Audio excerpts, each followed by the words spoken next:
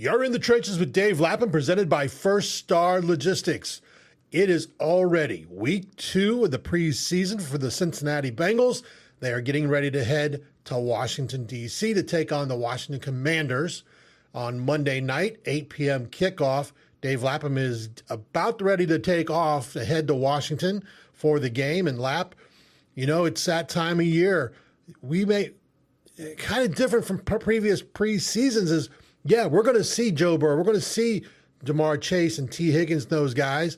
But this game is super, super important for guys looking to make their imprint, be it a rookie or a free agent or a signee. This is where the evaluation process really heats up.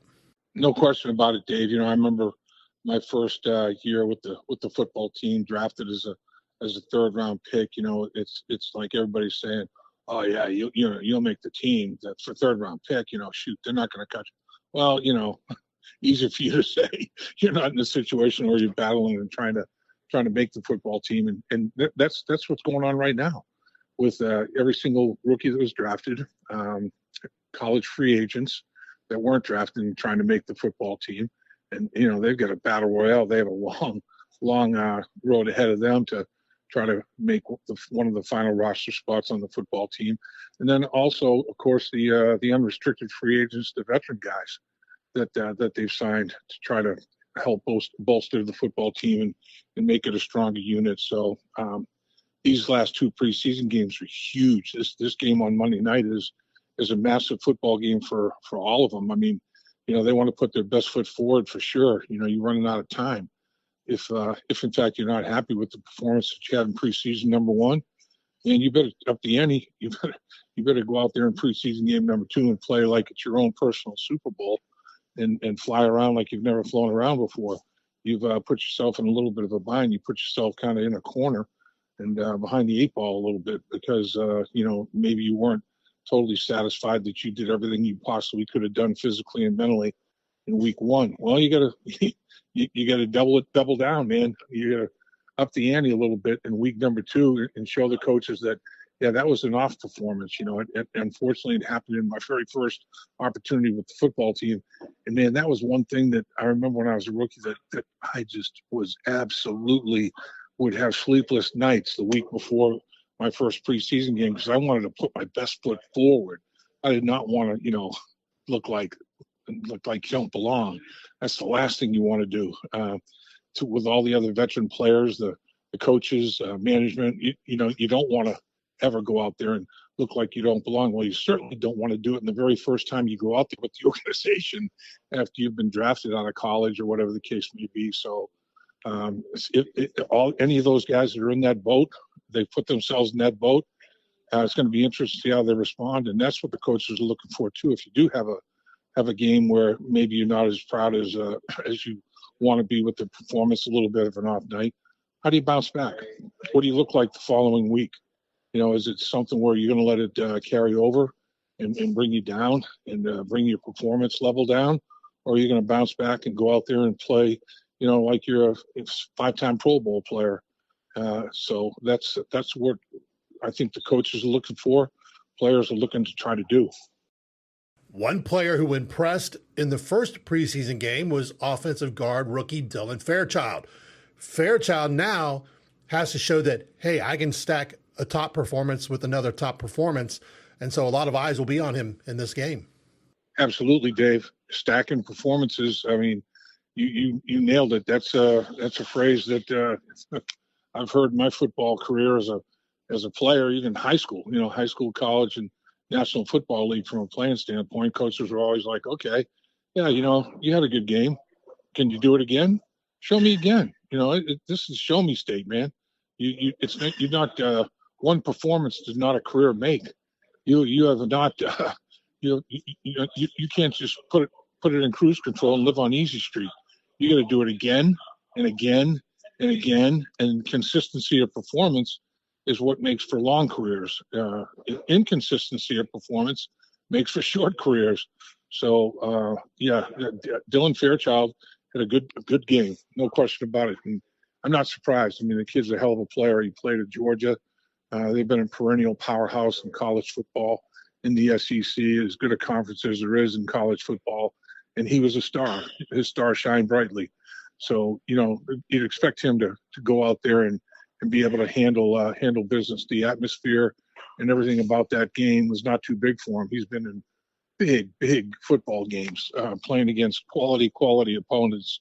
And so this was nothing new to him, just a continuation of what he experienced at the collegiate level as a very successful college player for every year that he played college football. I think he's a two-time All-American. That speaks volumes right there in terms of what we were talking about a little bit earlier, consistency of performance. Obviously, he had some really good games against quality people. But then, his line coach challenged him to do it next week and the week after that and the week after that.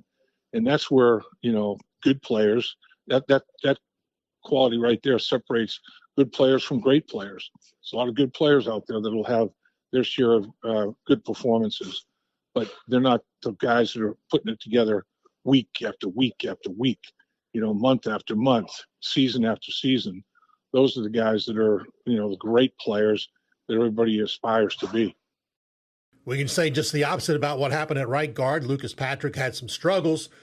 And then you add in the fact that Jalen Rivers is being moved from tackle to guard to be given a look, and Cody Ford kind of put out there as the swing tackle. There's going to be a battle there at right guard, it looks like, as things continue, if Patrick cannot show that, hey, I'm a veteran, I just had a bad day, and I've got things turned around. Yeah, I mean, that's the bounce back we're talking about. And he's done that. He's done that for a lot of years. I mean, he's played at a very, very high level, high school football, college football, now in the National Football League, going into his 9th season. I mean, it's like, this guy he's been around a while. He knows what it takes. He knows how to prepare for an opponent. He knows how to absorb game plans. He knows how to go out and execute game plans. He knows when defenses make adjustments that you have to go to the sideline or even right at the line of scrimmage and make adjustments to those adjustments with calls that are made. And you have to understand the whole schematic to make those calls and make those adjustments. You have to have a big picture understanding of the game of football. And Patrick has that. I mean, he's played an extremely high level of football for an extremely long time. So I think that he is going to have a big bounce back game. I would not be surprised if he plays exceedingly well. And that, he had the one snap that is dogging him is where he gave up the inside on a pass rush, and Joe Burrow got hit as he was throwing the football, and people were upset about that. And it happens. I can tell you for a fact it happens. I've been there, done that. The thing that you don't want to do is let it happen again. I mean, coaches are going to say, all right, look, everybody has their times during the course of a game where it doesn't go according to plan. What are you going to do about it? How are you going to respond? How are you going to react? Is it going to be just a one-play scenario that everybody's going to forget about, or particularly for you to forget about, or is it going to be lingering? Is there going to be a hangover effect?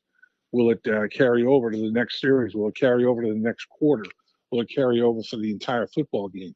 Will it carry over for the next week's football game? Are you going to be able to shake it off? Are you going to all practice all during the week? Are you going to let it linger and hang around like a bad dream? So I think that's a big part of being a professional. Not just physically, you have to be able to compete and perform at a high level, but mentally as well. You have to be able to perform and compete at a high level, and that's what separates a lot of players that make it in the NFL and the ones that don't. The ones that don't have that, the mental capacity. They have everybody. There's a bunch of really good football players out there from a physical standpoint. The differentiator in my mind is the mindset. The mindset for the game of football, the mindset, the bounce back mentality we're talking about. If you're beaten, don't get your dauber down. Don't quit on it. It's going to have to light a fire and let your competitive juices flow and get after it. And don't let that opponent get the best of you the rest of the game. You get the best of him. He may beat you once. You're going to beat his butt 10 times. And that's the way you have to compete to survive in the National Football League. You're in the trenches with Dave Lapham, presented by First Star Logistics. First Star Logistics is one of the fastest growing companies in Cincinnati. They are looking to expand their brokerage department by hiring individuals wanting a fast-paced career in the logistics industry. Visit firststarlogistics.com for details on how you could join the team at one of the top places to work in the Cincinnati area. And Lap, I want to stay on this offensive line look here real quick, because fans are screaming, hey, we need to sign a couple names still out there available.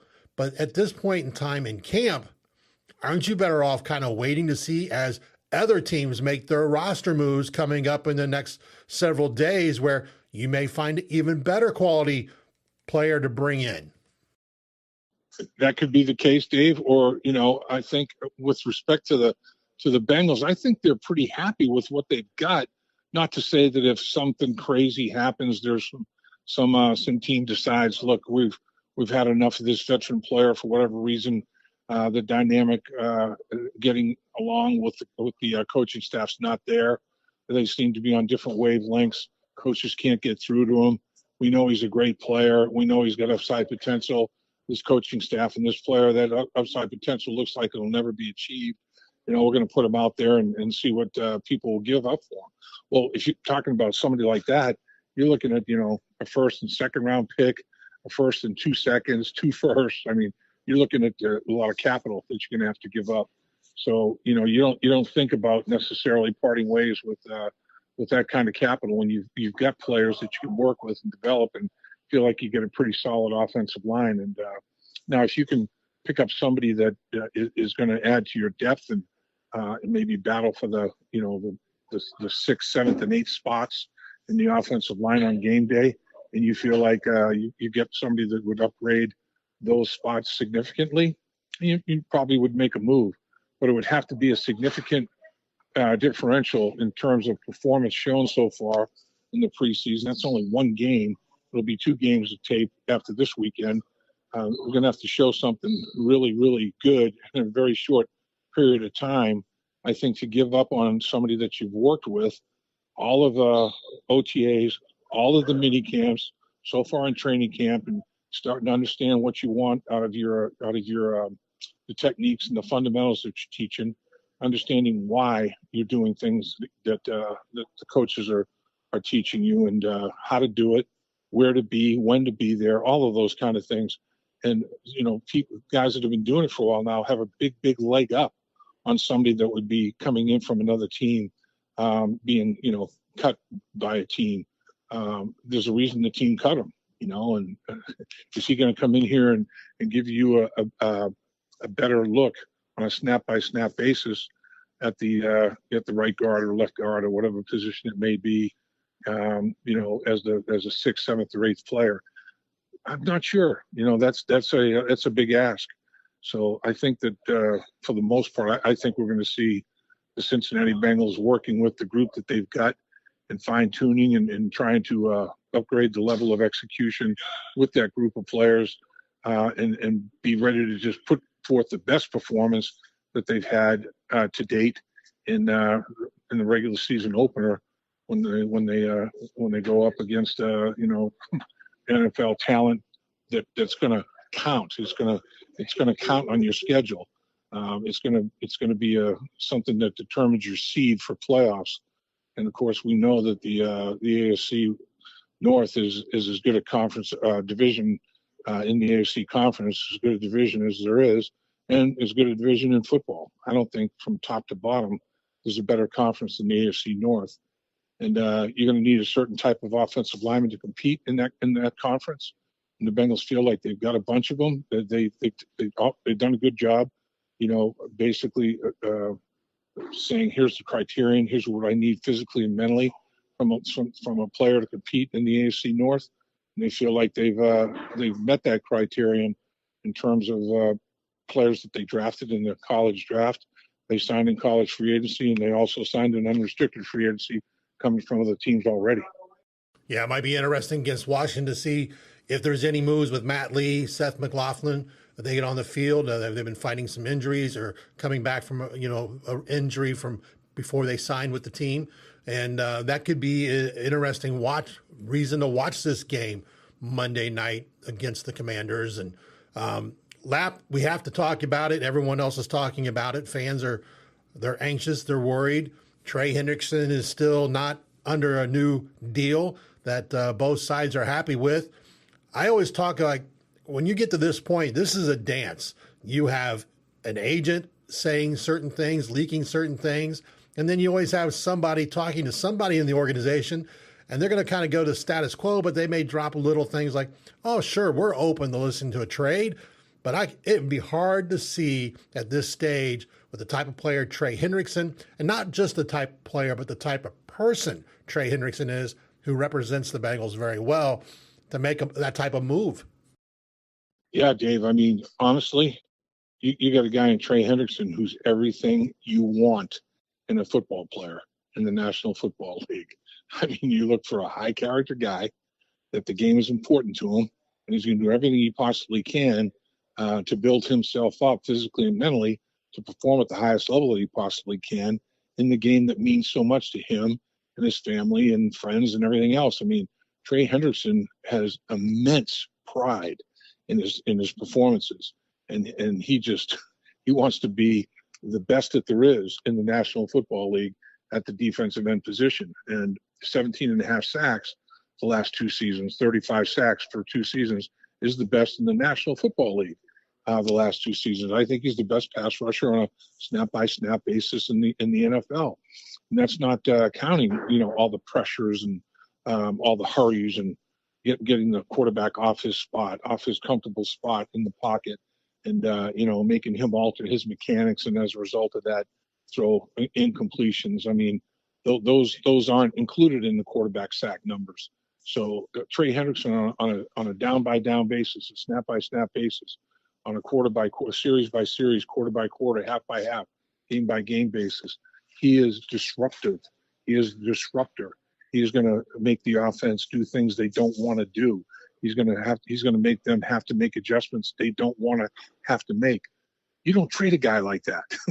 And if you do say, okay, yeah, Trey Hendrickson, I guess, well, we can't get anything done. His agent doesn't really want to talk turkey here. I guess he wants to put him on the market. Let's put him on the market. Teams are going to have to give up 2 firsts and 2 seconds to get Trey Hendrickson. Who the hell is going to do that? I don't see many teams out there that are going to be doing that. And the Bengals aren't going to give him up for, much less than that. They know that they have a premier player. They know they have a player that everybody is trying to get. So when you get him, you don't let him go. You don't develop him for, a couple of years and have him compete at a very high level, as competitive and as productive a player as there is in the National Football League, and then let somebody else enjoy it. Man, I mean, he's got a few years under his belt, but he's not done. He's getting toward the twilight, toward the back end of the career, but he keeps himself in unbelievable shape. He is a physical. I mean, it's amazing the shape that he keeps himself in. He looks young. I mean, he's about 30 years old, but he looks like he's 24, 25 years old, and his body is just. I mean, he's sinewy, man. His muscles are superbly developed, and he is in unbelievable condition. His cardiovascular system is as good as there is in the National Football League at his position group. So when you have a guy like that, you have a player like that can impact and influence the outcome of the game like Trey Hendrickson can, man, they're not going to trade him. It ain't happening. They're going to get something done. Hopefully they just have maybe a little more signing bonus that has to be altered or adjusted to get that part of things done and get him in a mindset where he's comfortable with the money that he's going to get today. And that's probably what it's boiling down to. The terms and conditions, the structure of the contract. How much money is he getting today? How much money is deferred? How much money is, are we talking about in total? But with a guy like Trey Hendrickson, you bend over backwards to make sure that he goes nowhere other than just signing that contract up in Mike Brown's office and putting his name on that dotted line to stay in Cincinnati for years to come. And as we said previously, This is getting to the point in time. This is preseason game 2. We have the third game against the Colts on the 23rd. And then you got a little bit of space there until we get to the season opener in Cleveland. So September 7th, at some point in time, we start talking actual game checks. No, those aren't little anymore, Dave. No, they're not little anymore, particularly when you're talking about the kind of money that Trey Hendrickson could be making. I mean, you don't want to give that money back. You don't want to say, oh, that's all right. You can hang on to that. I'll make do. I'll make good with what I get for the rest of the year. The other thing is we're talking about, he's in the back end of his career. If you don't come to contractual arrangement, you do forfeit money and in significant dollars. And what we're talking about with him on a compensation basis with the yearly salary is game checks. You divide it by 17, big numbers. So you're going to get in the hole pretty quickly. You miss 2 or 3 games, you're in the hole 50 or 60 grand. Now, when you're going to make it up, how are you going to make it up? I mean, it's the further you are into your career, the tougher it is to come back and be even Steven in where where you should be, as opposed to giving money away by not showing up on time and forfeiting game checks. You don't want to be doing that. You don't want to be giving money back, particularly at the age that Trey Hendrickson is. You want your bank account to grow. You don't want to keep that money, let the organization keep that money, accrue interest on it, and let their bank account grow. You want to do that with the money. You want to be the one that is capturing that cash and gaining full interest on it and investing it wisely. You're in the trenches with Dave Lapham, presented by First Star Logistics. Lap is getting ready to board a plane to head to Washington, D.C. for the Bengals preseason game against the Washington Commanders Monday night, 8 p.m. kickoff. Lap, before we let you go, you prep. I've watched you prep, and I know how detailed you get. What are the things that you're looking to see from the Cincinnati Bengals in this second preseason game? Yeah, I'm looking to see a continuation by the veteran players, particularly offensively. I think they're playing at a pretty high level. I thought they went out and executed at a very high level in preseason game number 1. I want to see that carry over. I don't want to see a lull. I don't want to see like a step back. I want to see the first team offense go out there with Joe Burrow and execute like they did in their first opportunity. I mean, first drive down the football field for a touchdown, second drive down the football field for a touchdown. I'm not saying you have to score every possession that you get in the preseason, but it'd be nice to do it at a pretty high percentage of the time. And I think they're capable of doing it just about every single possession that they have. So I'd like to see that continue. And then I'd like to see the defense up the ante a little bit. I think that they understand the mistakes that they made in week 1. They understand the corrections that Al Golden wants them to make going into week 2. And they know they have to go out and compete at a higher level on a snap-by-snap basis and play as one, not just individually, not just the defensive line try to handle things, the linebackers try to get things done as a position group there, and the same in the secondary. No, you want all 11 people to be on the same page. You want them to it's almost like it's choreographed. I mean, it moves like an amoeba. The entire 11 team player group is filling gaps and making sure that the backside is taken care of. So, cutback won't hurt the football team. You don't want any broken assignments in coverage anywhere on the football field. Everybody at a very, very high level from a concentration point, both mentally and physically, and have that defense go out and perform better than it did in week 1. I think they played well in week 1. I think they were good, but I think they've got great in them. And I don't think they were great in week 1. I think they were good, but they gave up too many, a play here, a play there, big play that, kind of marred the performance a little bit. So in this one, go out there and play a clean game. Every single snap, everybody be where they're supposed to be, when they're supposed to be there, doing what they're supposed to be doing. and understanding why they're there and how they're supposed to get there. So I'd like to see that kind of a performance out of the defense, and I think they've got that kind of performance in them. I think that this football team, with Al Golden at the helm, calling defensive plays with his system that he's got and his configurations and schematics that he's got installed and in place, I think it can be one of the best defenses in the National Football League. Now they just got to go out and play like it. In the Trenches with Dave Lapham is presented by First Star Logistics.